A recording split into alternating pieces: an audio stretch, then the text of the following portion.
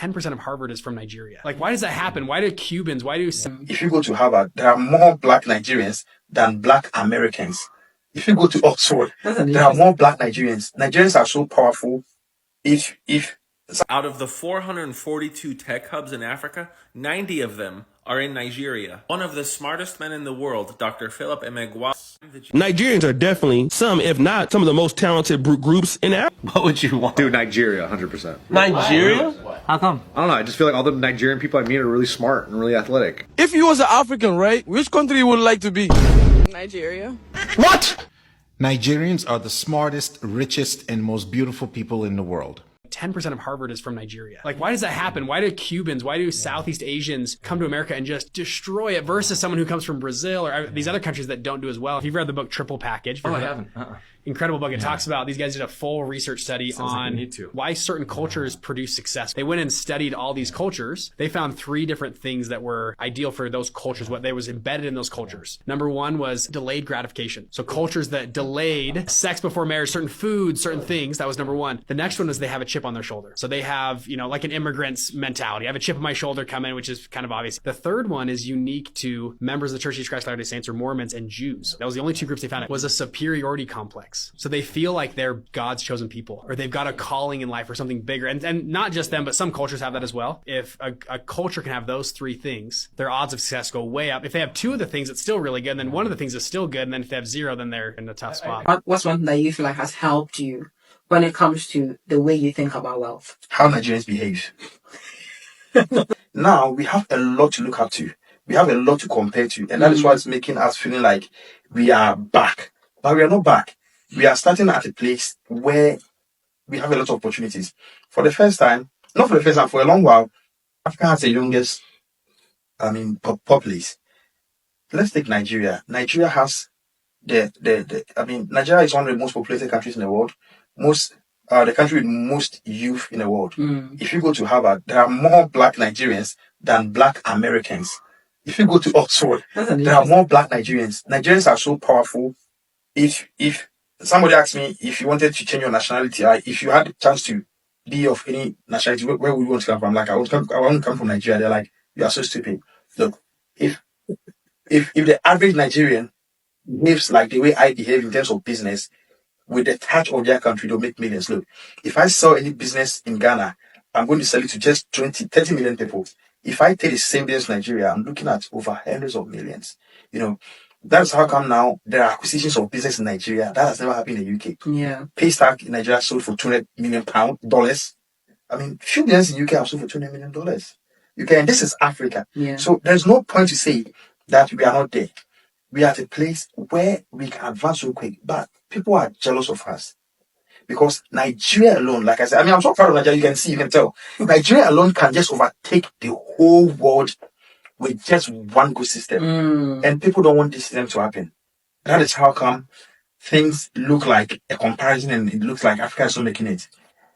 Africa is better off than half of the countries in this world, and we just need to stay focused and follow ecosystem. Okay.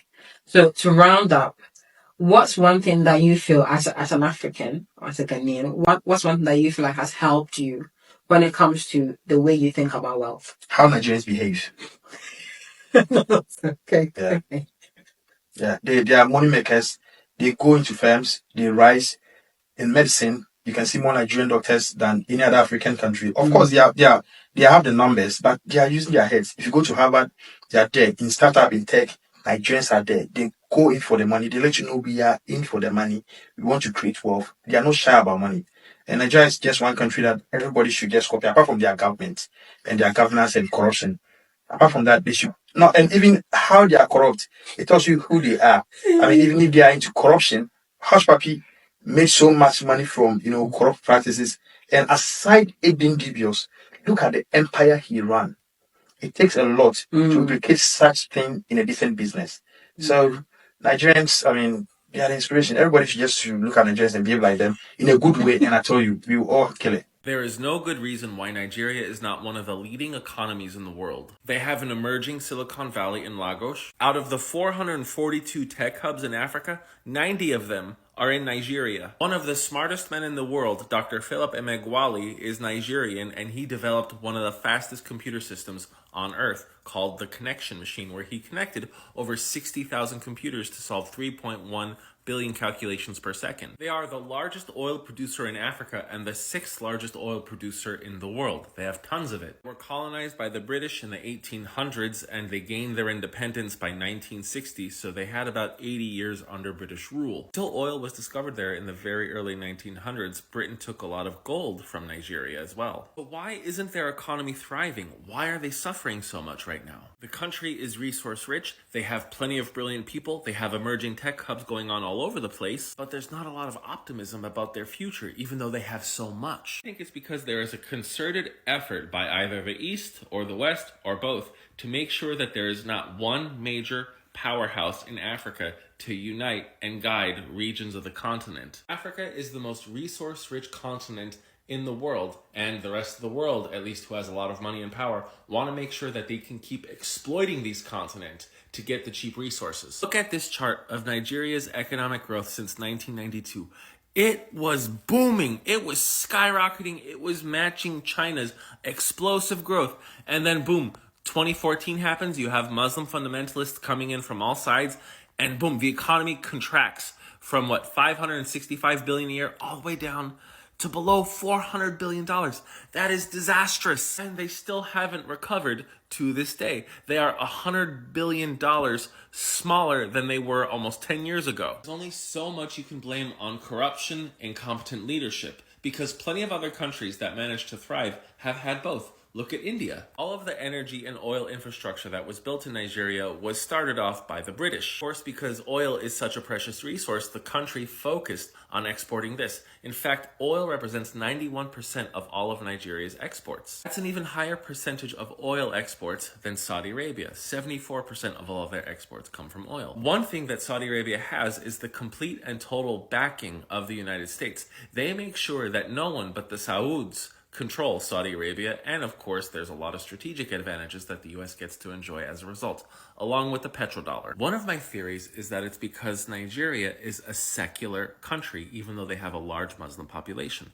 Secular means that they strongly believe in the separation of church and state. The fact that Nigeria is a secular nation with a large population and they are very resource rich scares a lot of the world. Either way, something doesn't add up when you stack all the cards in Nigeria's favor compared to their economy and overall stability. I think their greatness is being robbed or held back by somebody else. Nigerians are definitely some, if not some of the most talented groups in Africa. Yeah. If you had to have a different type of ethnicity that's clearly not in your bloodstream, what would you want? Dude, Nigeria, 100%. Nigeria? How come? I don't know. I just feel like all the Nigerian people I meet are really smart and really athletic. Oh. And I need some of that. Is that where all the Why was that weird? You guys all got quiet. Why is that weird? I don't know that you knew that many Nigerians besides the UFC fighters. I think there's definitely a weirdness. Is that weird? I said it too quick. Huh? Is that where all the runners come from? I'd want to be Antarctica. If you was an African, right, which country you would like to be? Nigeria. What? Yes. Nigeria? Yeah. Wait, why everybody say Nigeria though? Because I know Nigerians. Okay. Name 5 countries in Africa. Ghana, Nigeria. Those are the only two I know. Get out of here. Name 5 places in Nigeria. I don't know. Bitch! You don't know? No, I'm friends with Nigerians. That's all I know. And you want to be a Nigerian? Yeah. I'm Nigerian. What's up? What you want me to do about it? Nigerians are the smartest, richest, and most beautiful people in the world. Maybe I'm exaggerating a little bit, but you get the idea. Have you ever wondered why Nigerians are so incredibly successful? Well, buckle up, because the secret lies in their names.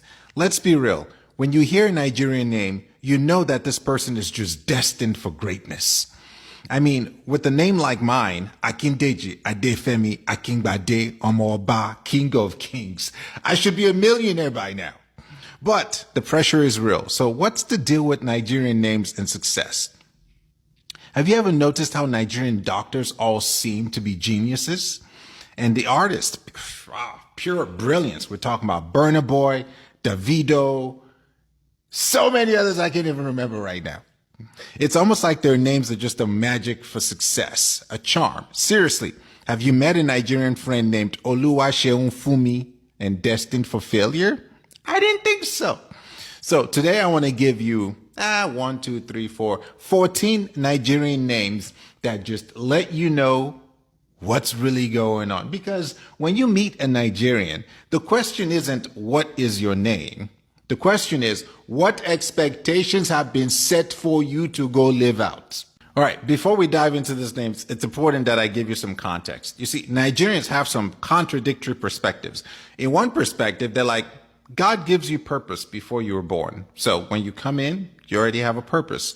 On the other hand, they go, on the off chance that maybe God took a nap when you were born, we, your parents, would do the honors of giving you your purpose, which is where these names come from. So when you were born, your parents look at you, and based on how they're feeling, they decide this is who you're going to be, and that is what the expectation for your life is going to be before you are even old enough to decide. You're not even part of this conversation. They've already decided. So you go your entire life, and every Nigerian knows what I'm about to say here. There are going to be moments where your father or your mother will say your name, and you already know, like my name is Deji. Like my mom will go, Deji. Deji. See, when my mom's doing that, she's not really saying my name. She's saying, you haven't lived up to the expectations for which I named you. Deji. Deji. You see, every Nigerian understands that. But if you've ever been friends with a Nigerian and you saw that happen, that is one of those existential moments a parent goes through where they're saying the child's name over and over again. They ain't saying the name. They are frustrated because they haven't become who they wanted them to become when they were born. So let's dive into some of these names, and I'll give you some of what you can expect if you're friends with someone who has any of these names, or God forbid, if you're married to someone who has any of these names. Now you know what to look out for. You know what the warning signs are, because you know what? Dejum put out the secret out there. This should be a book on its own. And look, just don't tell the Nigerians I'm the one who shared all this with you, because they don't really want you knowing these secrets. We want to keep all the power and all the wealth for ourselves. So name number 1, Oluwasegun. God is victorious. What can you expect from someone named Oluwasegun?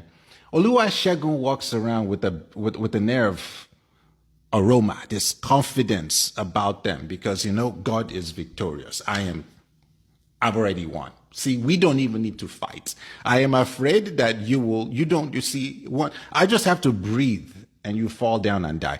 All my enemies will fall down and die in front of me. That is Oluwasegun's mindset. God is already victorious.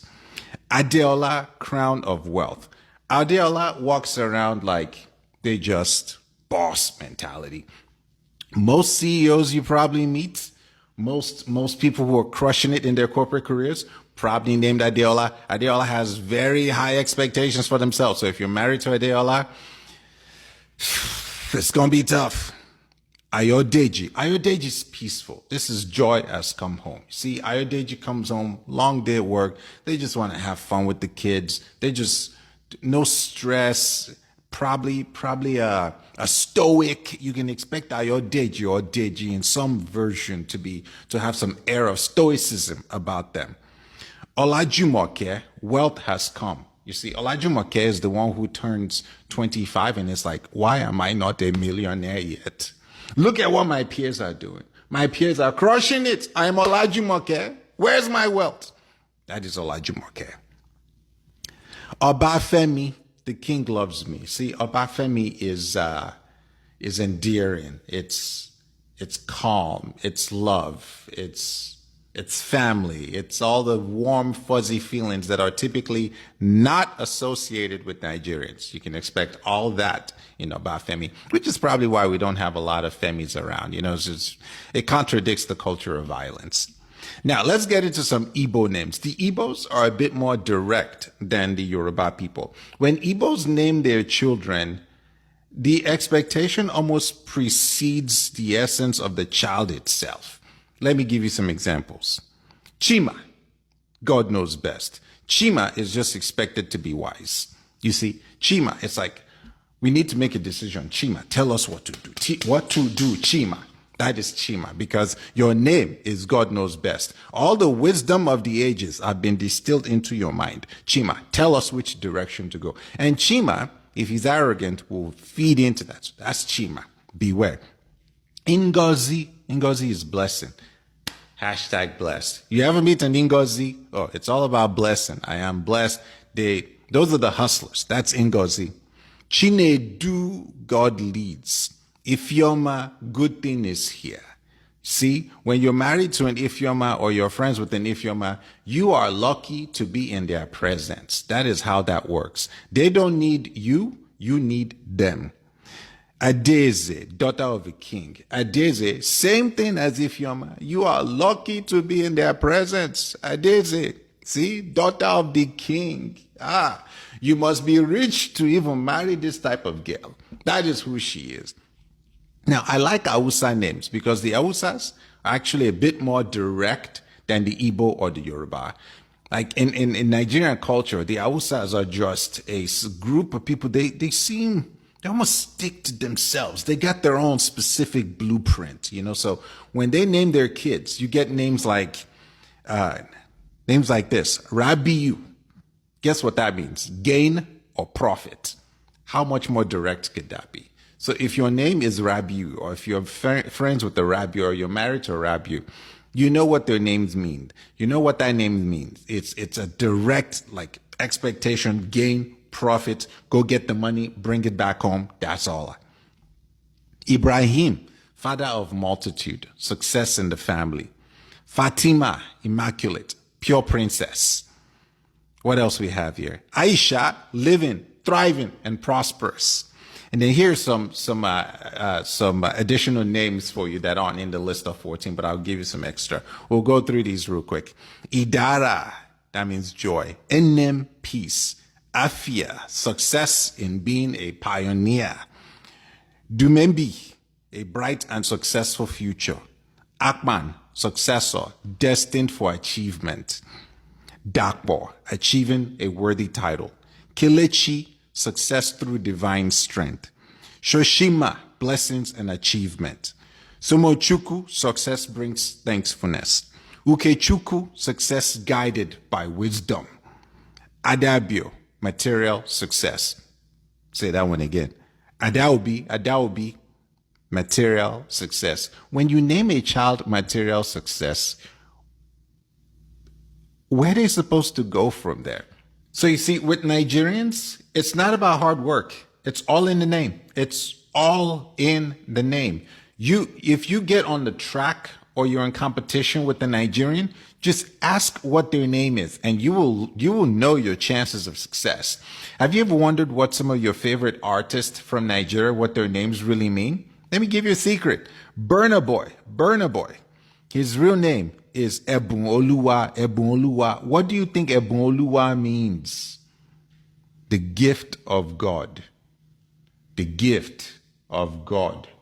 To us, the people, Ebun Oluwa, that is Burna Boy's name. The success was preordained. It was destined. Let's see here. Davido. Everyone likes Davido, right? His real name, Adedeji Adeleke. Adedeji. Ade means crown. Deji means double or twin. So you combine Ade and Deji, you get double crown. No wonder his name, Obio, Omo Baba Olowo. So next time you run into a Nigerian or you meet a Nigerian, don't ask them what their name is. That's not the right question. The right question is, what are the expectations that have been set for you by your parents? That's the better question. So if you're Nigerian and you've made it to the end of this video, go ahead, do me a favor, type your full name in the comment section and write right next to it the meaning of your name so people can know exactly why you are the way you are. They can know exactly what you're chanting in your head when you show up to those job interviews or you show up to high pressure situations. Nigerians aren't chanting words of affirmation to themselves. We all know this. We're chanting our names. So whenever I'm going into that business meeting for that deal, I'm like, I can ditch you. I did fed me. I can bade. I am who I say I am. Omo Baba Olowo. I'll see you on the next one.